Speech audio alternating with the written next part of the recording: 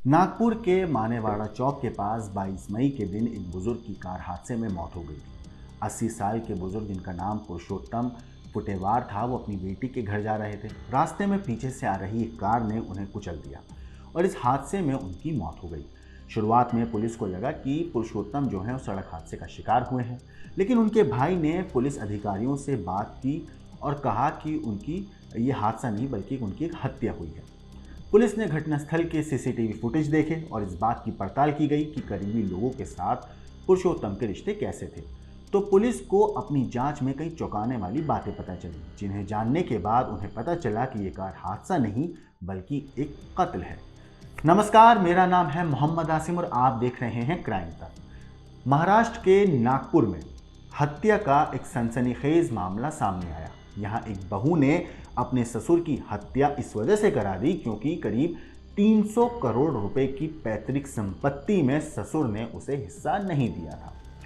इसके लिए उसने बाकायदा 2 सुपारी किलरों से संपर्क किया और एडवांस में 2 लाख रुपए दिए और इसी 2 लाख रुपए से आरोपियों ने एक कार खरीदी और बुजुर्ग को कुचलकर मार डाला।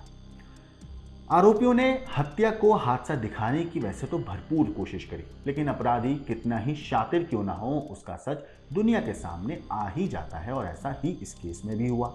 असल में 80 साल के पुरुषोत्तम पुटेवार के पास 300 करोड़ रुपए की पैतृक संपत्ति थी। अब संपत्ति में हिस्सा नहीं मिलने से नाराज बहू ने पुरुषोत्तम की सुपारी देकर हत्या करा दी।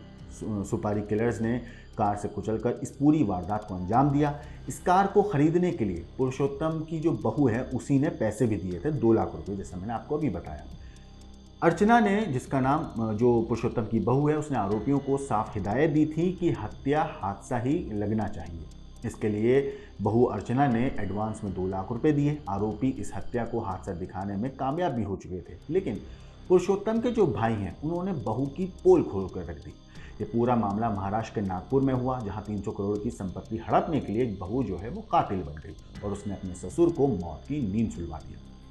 इस मामले को शुरुआत में एक हादसा दिखाने की वैसे भरपूर कोशिश इन लोगों ने करी थी। बाकायदा पूरी प्लानिंग करी, रास्ते से गाड़ी लेकर गए, लेकिन पुलिस की सतर्कता और रिश्तेदारों की ओर से जताए गए शक की वजह से ये पूरा का पूरा कांड जो है दुनिया के सामने आ गया। दरअसल 22 मई को नागपुर के मानेवाड़ा परिसर में पुरुषोत्तम जो है, जिनकी उम्र 80 साल के करीब थी, एक कार ने टक्कर मार दी थी और इस घटना में उनकी मौत हो जाती है। घटना का सीसीटीवी कैमरे में कैद हो जाता है, पूरी वारदात सीसीटीवी कैमरे में कैद होती है पूरी वारदात। पुलिस ने शुरुआत में हादसे में मृत्यु का मामला दर्ज किया था, लेकिन घटना के बाद जो मृतक के भाई हैं उन्होंने पुलिस अधिकारियों को हत्या का शक होने की बात कही। पुलिस ने उस दिशा में भी जांच शुरू करी।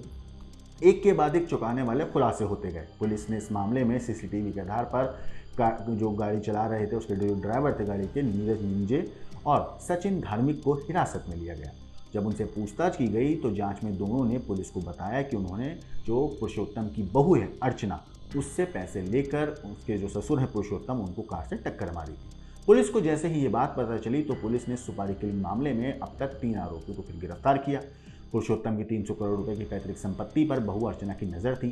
खास बात यह है कि अर्चना के सरकारी अधिकारी होने की बात भी सामने आई है।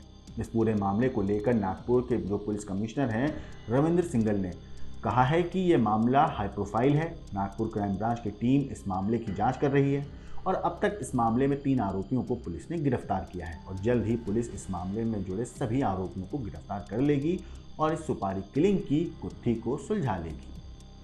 इस घटना से जुड़े कई और चेहरे भी बेनकाब होने अभी बाकी हैं, क्योंकि इस केस में सिर्फ अर्चना और ये दोनों सुपारी किलर्स ही शामिल नहीं, बल्कि ऐसा कहा जा रहा है कि और भी कई सारे किरदार इस पूरी के पूरे कत्ल में भागीदार हैं, जो 300 करोड़ की संपत्ति को हड़पना चाहते थे। फिलहाल पुलिस इस मामले में जांच कर रही है और ये 3 लोग जो हैं, अर्चना और दोनों जो किलर हैं, ये पुलिस की गिरफ्त में हैं। पुलिस इस मामले में हर एंगल से जांच कर रही है, हर सबूत इकट्ठा कर रही है ताकि अपराधियों को कड़ी से कड़ी सजा दिला सके। इस केस के ऊपर, स्टोरी के ऊपर आपका क्या कहना है, क्या सोचना है, हमें कमेंट करके ज़रूर बताइएगा। बाकी देश और दुनिया की क्राइम की खबरों के लिए देखते रहिए क्राइम।